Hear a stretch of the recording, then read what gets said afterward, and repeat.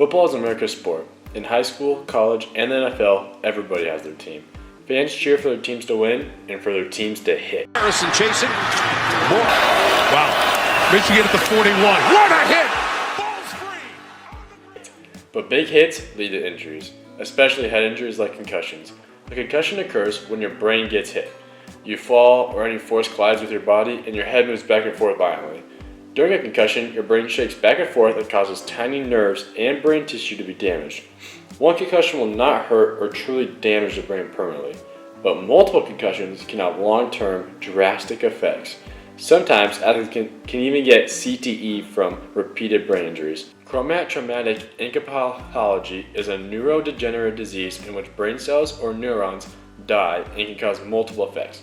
Some of these include memory loss, emotional and behavioral changes, and increased risk in Parkinson's and Alzheimer's disease. Having multiple concussions links to worsened brain function and memory function, like memory recall and even memory loss. Other sports can cause players to get head injuries, but football has a larger amount and more frequent amount of concussions. The Sports Concussion Clinic, located in a children's hospital in Boston, did a study on the amount of concussions that happen in different sports throughout 10,000 high school sports practices. As shown on the pie chart, football gave more concussions than all the other sports combined. High school football is just the start. Concussions have only gotten worse in college and the pros. In the 2022 season, there were 149 concussions, which is 18% higher than in 2021. Also, concussions happen more in practice than in the game. Over the course of 5 college football seasons, 72% of concussions happened during practices. Organizations like the NCAA and NFL understand that concussions are a problem and have been putting in new rules and updating equipment to help prevent concussions from happening. The timeline of football helmets shows the most progress in stopping concussions. Over several decades, the helmet has been upgraded, made with better material, extra padding, and overall more protection for the back of the player's head. Along with helmets, long-standing rules have been changed in both the NFL and NCAA. Formerly, hits like this were legal. Brady in trouble. Here comes the rush, and here's the hit. And alive.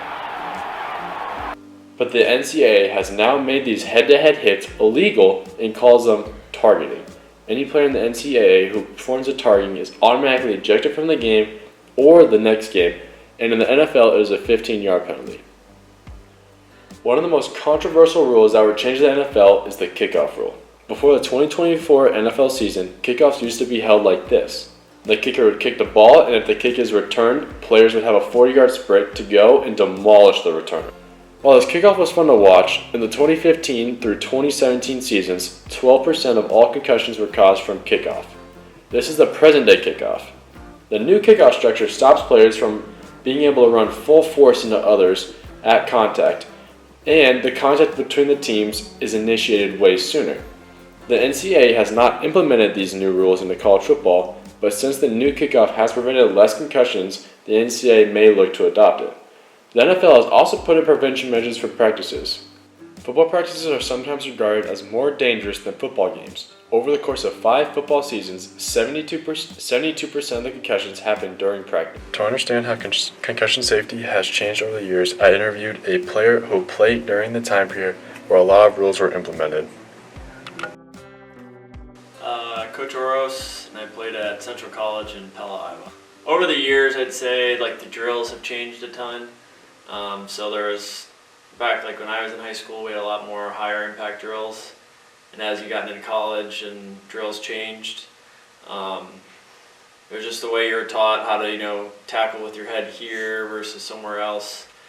Especially if, you're working on a bracket tackle with another defender and you guys are trying to, be on each side of the ball carrier. Well, if you go too far, you're going to end up colliding. Mm. So just being taught proper techniques and using your leverage to...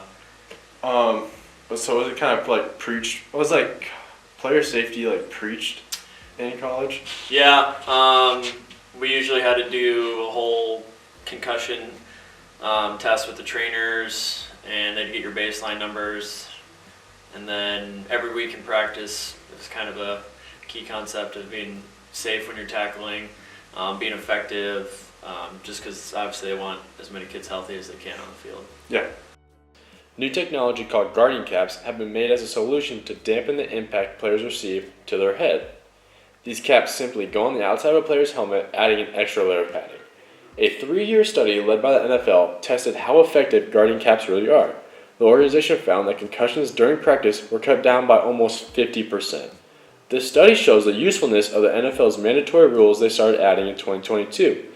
In 2022, the NFL made a rule that all linemen, linebackers, and tight ends were required to wear guarding caps during training camp.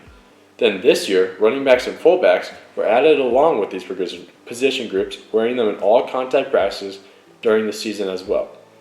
This trend has started trickling into college football. While the NCAA has not made official rules, most teams have bought and are using guarding caps to help their players be safe. Some players have even gone as far as wearing these caps in a real game. This is Devon Achane, a running back for the Miami Dolphins. After suffering a concussion earlier in the season, he came back from injury with a guarding cap on. Luke Godek has a similar story. He missed 4 weeks of the 2024 season from a concussion and returned with a guarding cap. Kyle Granson is promoting the guarding cap the most. Kyle Granson did not have a concussion this season. He is trying to prevent any injuries from happening to him by wearing the cap. Granson responded to reporters who questioned him about why he uses the cap. He responded with, "At one point, people thought seatbelts were stupid." What does the future look like for football? Will players eventually be forced to wear guarding caps during the games? What other rules will be changed? No one really knows. However, there will be changes because the NCAA, NFL, and high school organizations put player safety above all else.